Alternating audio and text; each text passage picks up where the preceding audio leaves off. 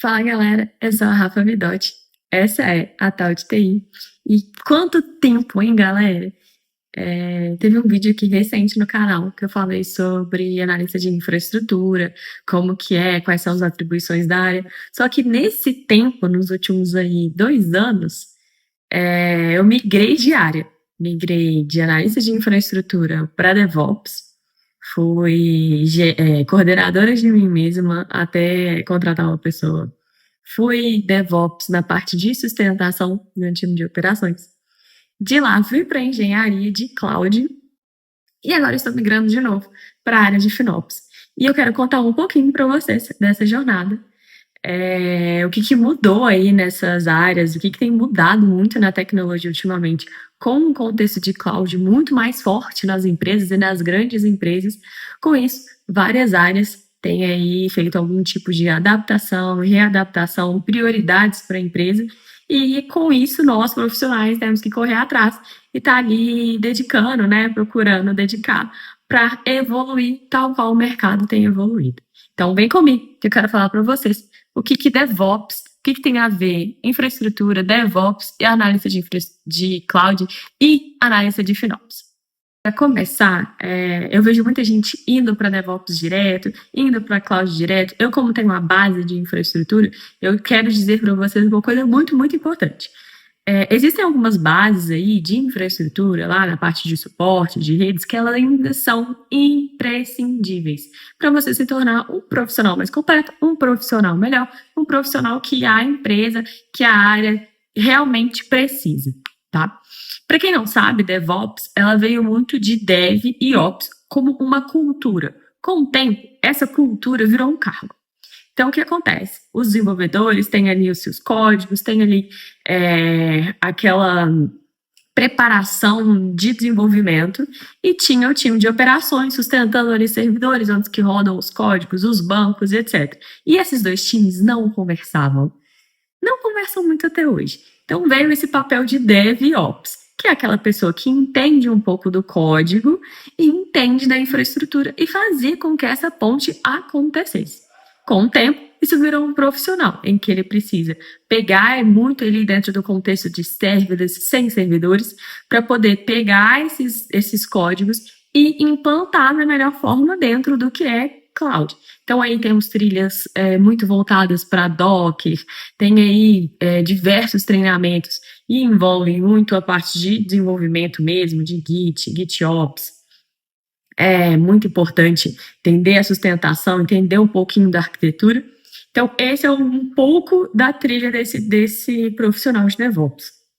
Além disso, tem que ter a base ali de redes, porque precisa entender ali na hora de fazer um troubleshoot, mas é um caminho bem específico, esse profissional de DevOps. Ele é muito, muito interessante para o mercado, principalmente por fazer essa ponte, por estar ali implantando esses servidores, são arquiteturas novas e que tem feito muito sentido para diversas aplicações, diversos cenários dentro da empresa.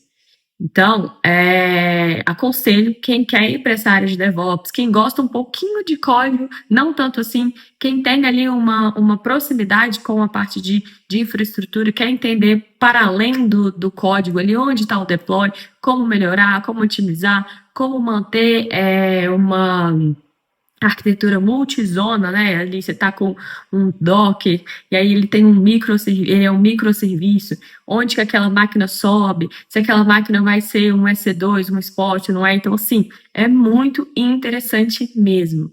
Atuei aí um tempinho nessa área.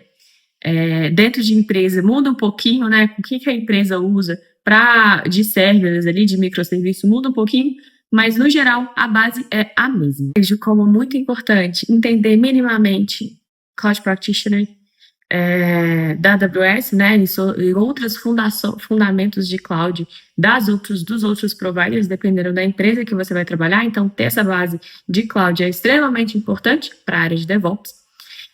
E um outro ponto, né, muitas vezes pode surgir aí uma dúvida. Faculdade e treinamentos específicos. Com a faculdade, vem aí ADS, sistema de formação, todos esses vão preparar minimamente esse profissional de DevOps, mas os cursos menores e certificações, que de fato vão ser um diferencial e te preparar para atuar na área. Então, Linux Tips, assim, são queridos, são muito de comunidade e incentivam muito mulheres, os treinamentos, preparações deles são fenomenais. Tem preparação de DevOps lá, tem muito vídeo gratuito de DevOps também, feito pelo Jeff e outros que compõem ali o time da Linux Tips. Tem outros preparatórios particulares que você acha aí no mercado que é muito importante ter ali avaliações, ver como que são os profissionais que fazem esses treinamentos. Então, estar em comunidade para ter muita troca é muito bom. Você pode achar através do LinkedIn, seguir ali as páginas de treinamento, se conectar com pessoas que estão fazendo essas áreas.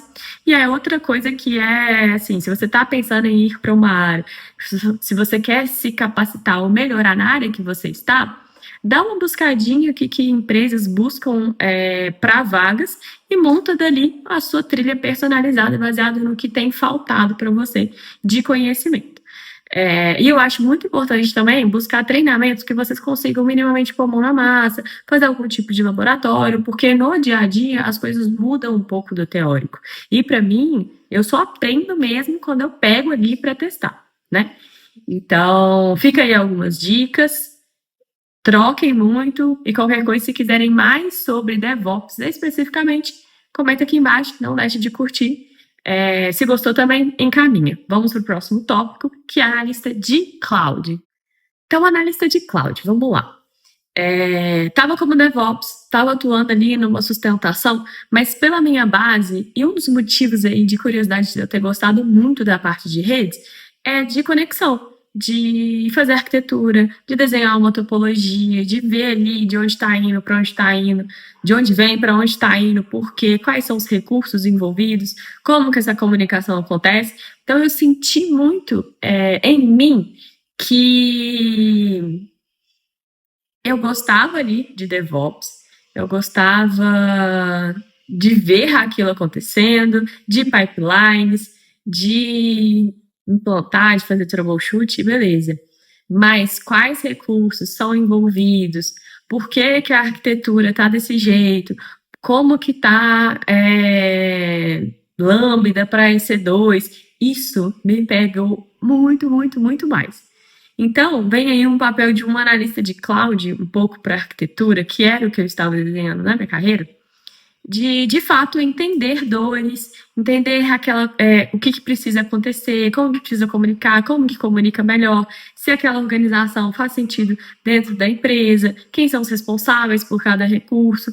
Então, isso é um pouco de um papel de engenharia, de arquitetura, que eu gostei muito de entender um pouco mais sobre, e comecei a fazer minha migração dentro de uma área de forma lateral, dentro da empresa que eu estou atualmente.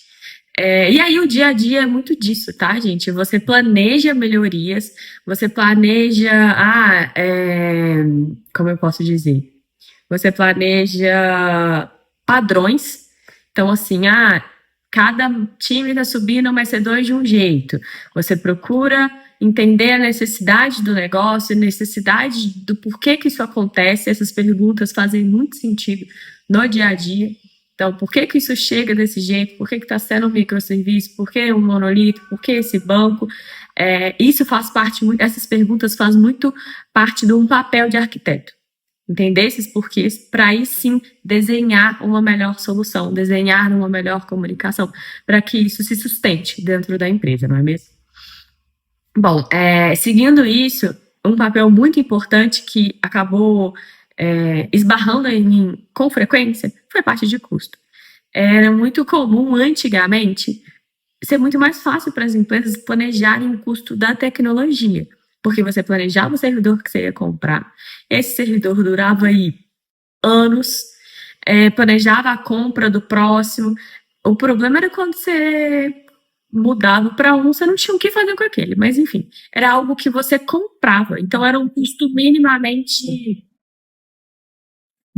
definido, minimamente planejado. Entra lá, CAPEX, OPEX, não vou falar sobre isso aqui, porque o papel não é esse.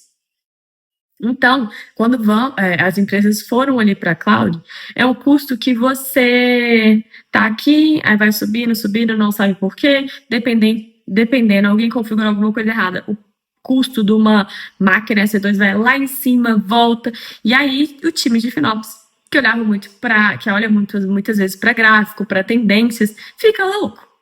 E aí é onde vem o papel dos técnicos, analistas de cloud ali, entender o porquê desse desvio do custo, o porquê que isso aconteceu, o porquê que aconteceu dessa forma, achar ferramentas dentro dos providers que ajudem ao troubleshooting, ajudem ao planejamento, ajudem a minimizar, alarmar se o custo está passando. Então, esse papel é um papel muito forte de um analista de cloud. Está ali muito próximo ao time. Eu tenho percebido uma tendência aí no mercado. Tá, gente? Rafa, domínio Rafa, experiência Rafa aí de 10 anos de carreira de tecnologia. Tenho percebido uma tendência de pedirem, de necessitarem muito do técnico de outros profissionais para ir no fundo da parte do custo. Porque uma vez que custou muito caro, você achar aquele desvio é uma coisa, mas como que você evita que isso aconteça? Como que a arquitetura ela pode ser enxugada, pode ser replanejada, porque o tráfego de rede está muito caro. Então, esse profissional, eu entendo que tem sido uma tendência muito forte no mercado. Por alguns motivos, eu fui uma pessoa que cumpriu alguns requisitos para uma área nova que está na empresa e estou fazendo essa migração lateral novamente. Tem aí uma outra trilha para ser desenvolvida, tem certificações, de novo, certificações, gente, é onde você se especializa, não quer dizer que você tenha a certificação que você sabe daquele assunto. Cuidado com profissionais que vocês veem que tem 1000 certificações de vários provedores, não necessariamente aquele é um bom profissional no dia a dia, sabe entender a necessidade do negócio, qual que é o problema, conversar com times diferentes, não necessariamente isso ganha o jogo, mas isso ajuda bastante na hora de buscar um conhecimento mais especializado. Certificação demanda um investimento, mas não quer dizer que para você estudar aquela certificação você precisa necessariamente comprar aquela prova e fazer aquela prova, mas uma vez que você tem aquele conhecimento, né, ajuda.